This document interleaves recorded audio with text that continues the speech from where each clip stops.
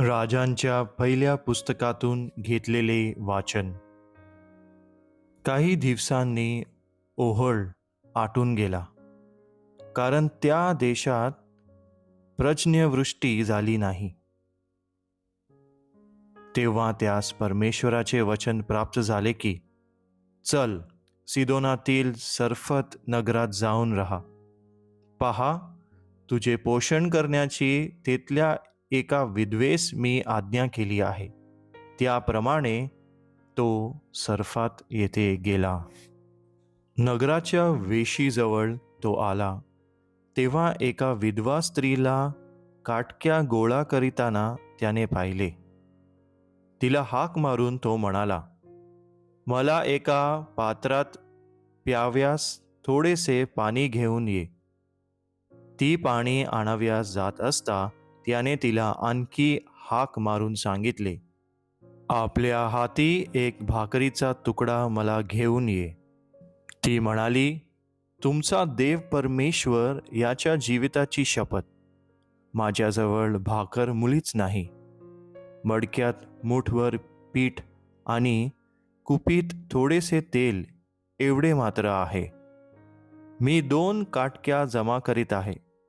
मग ती घरी जाऊन माझ्यासाठी आणि आपल्या मुलासाठी ते तयार करीन. ते आम्ही खाऊ आणि मग मरू. एलिया तिला म्हणाला, भिऊ नको, तू जा आणि म्हणतेस त्याप्रमाणे कर. पण त्यापूर्वी माझ्यासाठी एक लहानशी भाकर भाजून आण. नंतर आपल्यासाठी आणि आपल्या मुलासाठी भाज. इस्रायलचा देव परमेश्वर म्हणतो, परमेश्वर पृथ्वीवर पर्जन्यवृष्टी करील, त्या दिवसापर्यंत तुझे पिठाचे मडके रिकामे होणार नाही आणि तेलाची कुपी आटणार नाही. तिने जाऊन एलियाच्या सांगण्याप्रमाणे केले. तो, ती आणि तिचे कुटुंब यांचा त्यावर दुष्काळ दिवस निर्वाह झाला. परमेश्वर एलियाच्या द्वारे जे वचन बोलला त्याप्रमाणे तिचे ते पिठाचे मडके रिकामे झाले नाही आणि तेलाची कुपीही आटली नाही. प्रभूचा शब्द. देवाला धन्यवाद.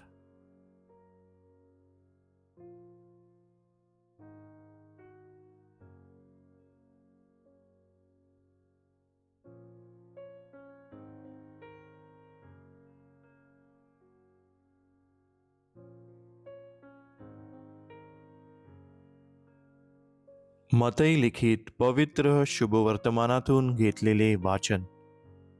येशूने आपल्या शिष्यास म्हटले, तुम्ही पृथ्वीचे मीठ आहात. पण जर मिठाचा खारटपणाच गेला तर तो खारटपणा त्याला कशाने आणता येईल? पुढे ते बाहेर फेकले जाऊन माणसांच्या पायाखाली तुडविले जाण्यापलीकडे त्याचा कसलाच उपयोग नाही. तुम्ही जगाचा प्रकाश आहात. डोंगरावर वसलेले नगर लपू शकत नाही. दिवा लावून मापाखाली ठेवीत नसतात. दीव थणीवर ठेवतात, म्हणजे तो घरातल्या सर्वांना प्रकाश देतो. त्याप्रमाणे तुमचा प्रकाश लोकांसमोर असा पडू द्या की त्यांनी तुमची सत्कर्मे पाहून तुमच्या स्वर्गातील पित्याचा गौरव करावे. प्रभूचे शुभ वर्तमान. हे प्रभू येशू ख्रिस्ता, तुझी स्तुती असो.